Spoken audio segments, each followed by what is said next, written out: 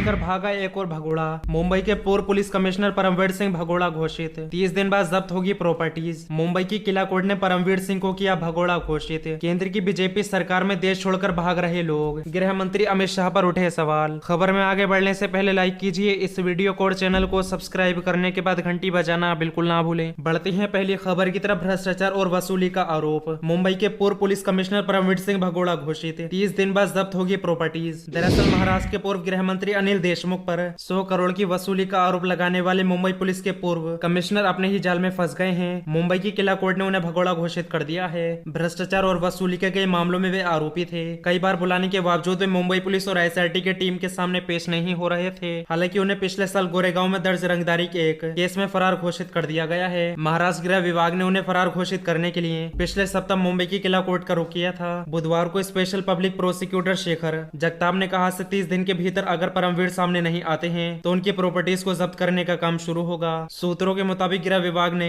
मई से फरार चल रहे परमवीर को सस्पेंड करने का भी प्रस्ताव दिया है। गृह विभाग ने उनके खिलाफ एंटीलिया विस्फोटक मामले में चूक के लिए विभागीय जांच की कार्यवाही भी शुरू कर दी है। इससे पहले गृह विभाग परमवीर के गायब रहने की जानकारी इंटेलिजेंस ब्यूरो को भी दे दी थी। गौरतलब है कि परमवीर मई के महीने से स्वास्थ्य करोड़ों से छुट्टी पर जाने के बाद सही लापता है। गृह विभाग ने सिंह को उनके चंडीगढ़ स्थित आवास पर कई बार पत्र भेजे गए। उनके ठिकाने के बारे में पूछताछ भी की गई लेकिन कोई जवाब नहीं मिला। पिछले महीने गृह मंत्री दिलीप वालसे पाटिल ने कहा था कि वे आईपीएस अधिकारी के खिलाफ कार्रवाई करने के लिए अखिल भारतीय सेवा नियमों के प्रावधानों को देख रहे हैं। बढ़ते हैं अगली खबर की तरफ। आंदोलन तत्काल वापस नहीं होगा। कृषि कानूनों की वापसी पर किसान नेता राकेश टिकैत का ऐलान। बोले सरकार एमएसपी के साथ साथ किसानों को दूसरे मुद्दे पर भी बातचीत करे। दरअसल संयुक्त किसान मोर्चा ने मोदी सरकार द्वारा तीनों कृषि कानूनों को वापस लेने के निर्णय पर स्वागत किया है। हालांकि भारतीय किसान यूनियन के नेता राकेश टिकैत ने स्पष्ट कर दिया है कि किसान आंदोलन तत्काल वापस नहीं होगा। प्रधानमंत्री नरेंद्र मोदी ने शुक्रवार को प्रकाश पर्व के मौके पर राष्ट्र के नाम संबोधन में तीनों कृषि कानूनों को वापस लेने का ऐलान करके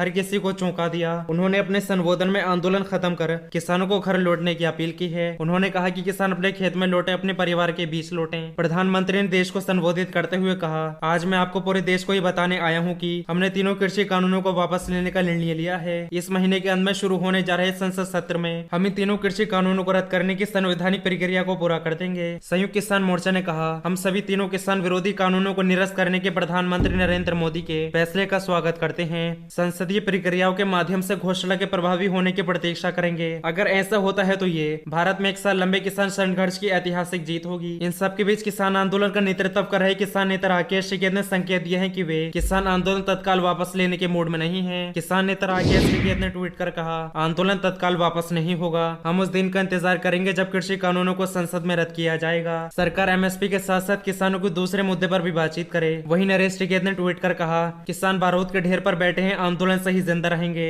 ये जिम्मेदारी सबको निभानी होगी। जमीन से मोहभंग करने की सरकार की साजिश है। जमीन कम हो रही है। किसान से जमीन बेचने और खरीदने का अधिकार ये लोग छीन लेंगे। जाति और मजहब को भूलकर किसानों को एक होना होगा। गौरतलब है कि केंद्र सरकार के तीनों विवादित कृषि कानूनों के विरोध में देश भर के किसान पिछले 1 साल से अधिक समय से आंदोलनरत थे। बढ़ते हैं अगली खबर की तरफ। गुरुग्राम में नमाज को लेकर हिंदूवादी संगठनों ने किया हंगामा तो सामने आए शेख, बोले गुरुद्वारे में नमाज पढ़ लो। दरअसल गुरुग्राम में बीते कई दिनों से हिंदूवादी संगठनों द्वारा खुले में नमाज को लेकर मुस्लिम समुदाय का विरोध किया जा रहा था। इसी बीच अब सिख समाज ने भाईचारे की मिसाल पेश करते हुए नमाज अदा करने को लेकर बड़ा ऐलान कर दिया है। खबर के मुताबिक गुरुग्राम में गुरुद्वारा श्री सिंह सभा ने मुसलमानों को गुरुद्वारे में आकर नमाज अदा करने के लिए कहा है। इस संदर्भ में गुरुद्वारा श्री सिंह सभा से जुड़े शेरदिल सिद्धू ने बताया कि हमने देश का माहौल और भाईचारा बचा कर रखना है। जब भी कोई मुस्लिम भाइयों को नमाज पढ़ने की जगह नहीं देगा तो भाईचारे को बचाने के लिए किसी न किसी को सामने आना होगा। इसमें कोई हर्ज नहीं है। गुरुद्वारा, मंदिर, मस्जिद सब धर्म के लिए ही होते हैं। अगर गुरुद्वारे में कोई मुस्लिम भाई नमाज अदा करने के लिए आता है तो उसका पूरे दिल से स्वागत है। ऐसे ही हिंदू धर्म से जुड़े कुछ लोग गुरुद्वारा आते हैं। इबादत के लिए गुरुद्वारे हमेशा खुले हैं।